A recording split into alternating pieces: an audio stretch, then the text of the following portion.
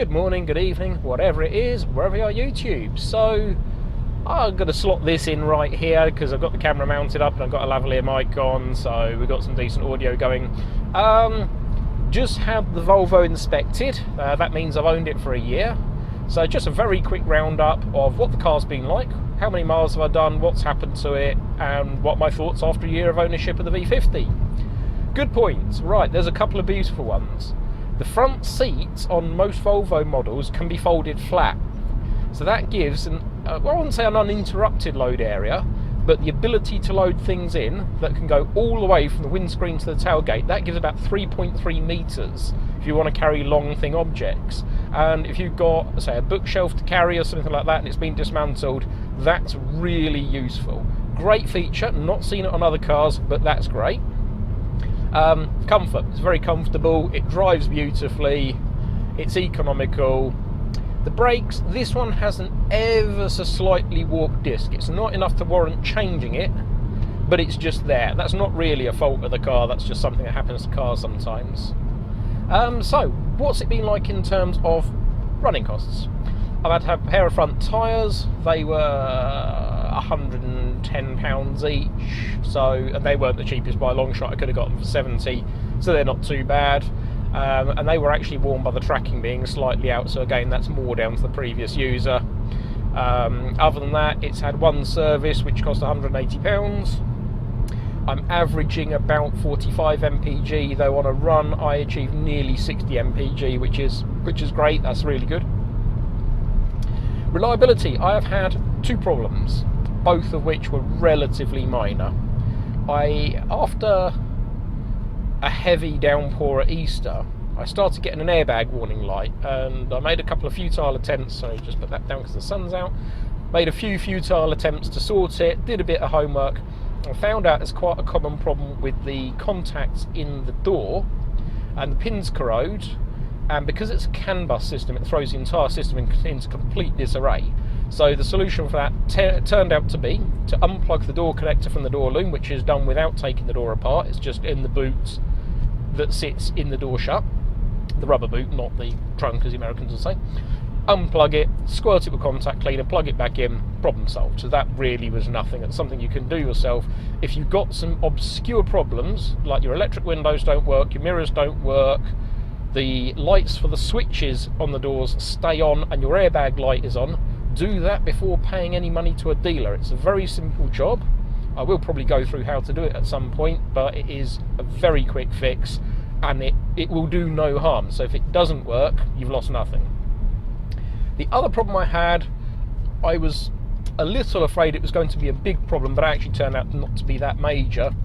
I started to smoke heavily, not me, the car started to smoke very heavily, and it was losing power and not boosting smoothly.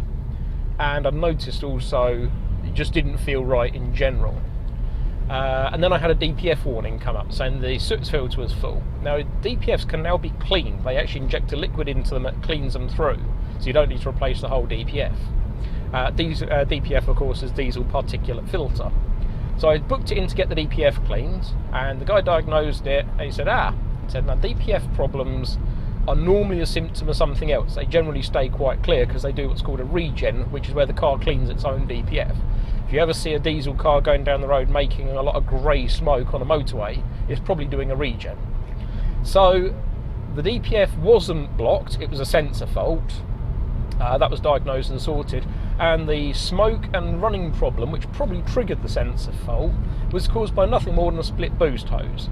So the total job was to replace the boost hose, which is not a surprise on an 8.5, 9-year-old car. You know, hoses harden off with age, and boost hoses do live a tricky life.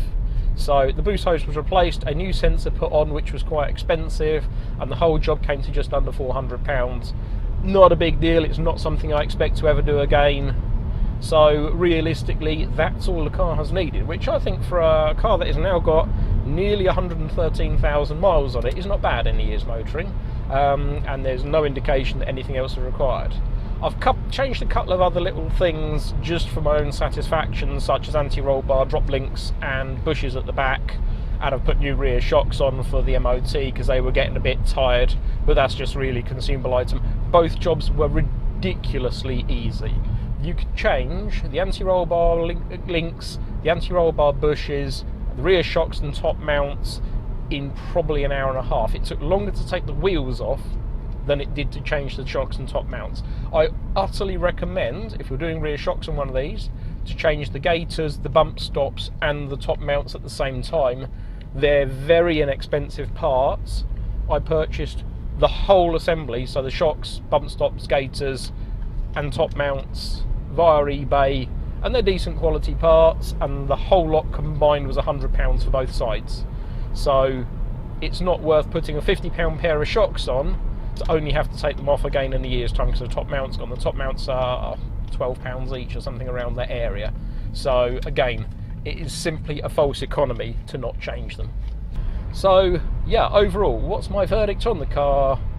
What would I give it? I would say, a score out of 10, I'm going to give it a solid 8.5.